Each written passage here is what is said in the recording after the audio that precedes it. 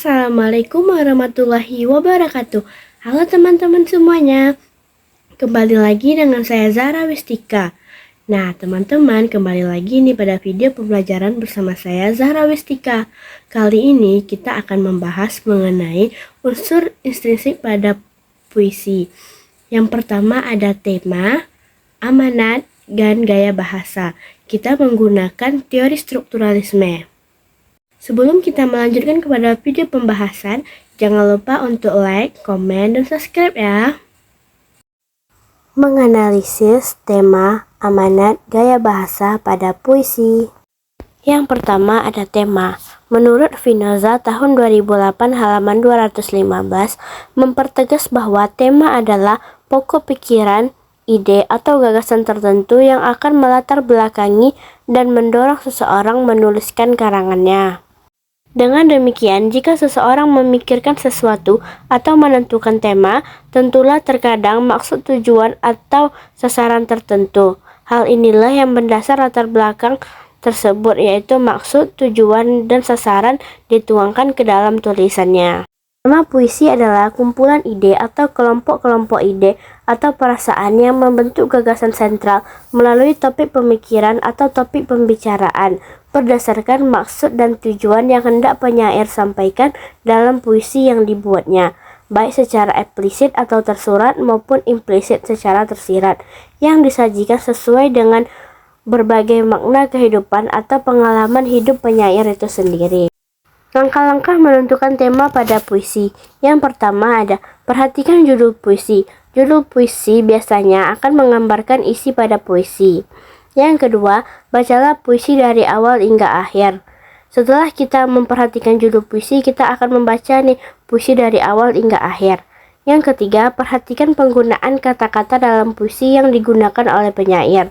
Kita harus memperhatikan kata-kata kunci yang ada dalam pada puisi. Yang keempat, carilah kata kunci yang terdapat pada puisi. Biasanya, kata kunci dapat ditemukan pada setiap bait puisi. Kata kunci pada setiap bait biasanya akan mengandung makna yang sama. Unsur berikutnya yaitu ada amanat. Amanat adalah gagasan yang mendasari karya sastra, pesan yang ingin disampaikan pengarang kepada pembaca atau pendengar. Puisi dapat mengungkapkan berbagai hal seperti keinginan, kerinduan, kesenangan, atau kegaguman melalui bahasa yang indah. Amanat ini sendiri sangat berhubungan dengan sebab akibat. Amanat dapat kita petik dari yang kita pelajari untuk diterapkan dalam kehidupan sehari-hari. Untuk itu, dalam pembuatan puisi menjadi suatu karya yang utuh, amanat sangatlah penting di dalamnya. Amanat terdiri dari dua, yaitu amanat tersurat dan amanat tersirat. Amanat tersurat adalah informasi atau makna yang terkandung dalam kata-kata tertulis. Makna ini bisa dijumpai pembaca ketika mereka memahami apa yang disampaikan pengarang dalam tulisannya.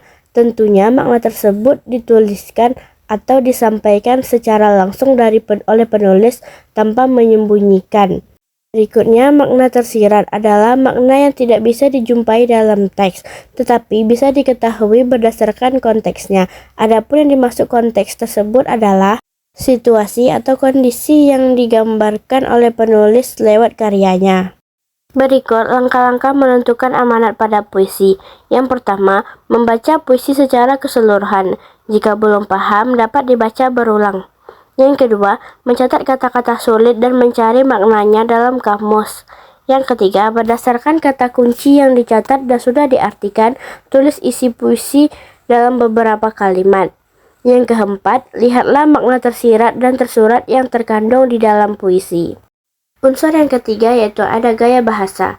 Gaya bahasa adalah cara pandang pengarang untuk mengungkapkan sesuatu yang akan dikemukakan. Gaya bahasa merupakan salah satu unsur dari sebuah puisi. Gaya bahasa adalah cara khas menyatakan pikiran dan perasaan dalam bentuk tulisan atau lisan.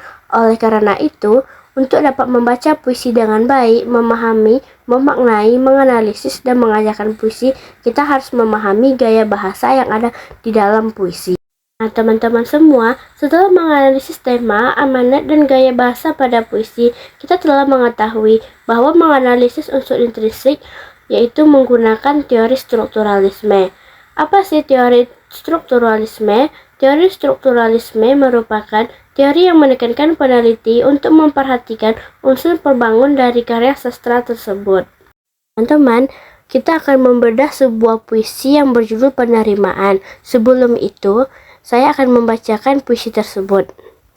Penerimaan, karya Chairil Anwar. Kalau kau mau ku terima kau kembali dengan sepenuh hati, aku masih tetap sendiri. Ku tahu kau bukan yang dulu lagi, bak kembang sari sudah terbagi. Jangan tunduk, tantang aku dengan berani. Kalau kau mau ku terima kembali untukku sendiri tapi sedang dengan cermin aku enggan berbagi. Baik, kita akan menganalisis menggunakan teori strukturalisme pada puisi Penerimaan karya Chairil Anwar. Yang pertama ada tema. Dalam puisi ini, Chairil mengangkat tema percintaan, yaitu tentang seorang lelaki yang masih memberi harapan pada perempuan yang dulu pernah memiliki hubungan khusus dengannya.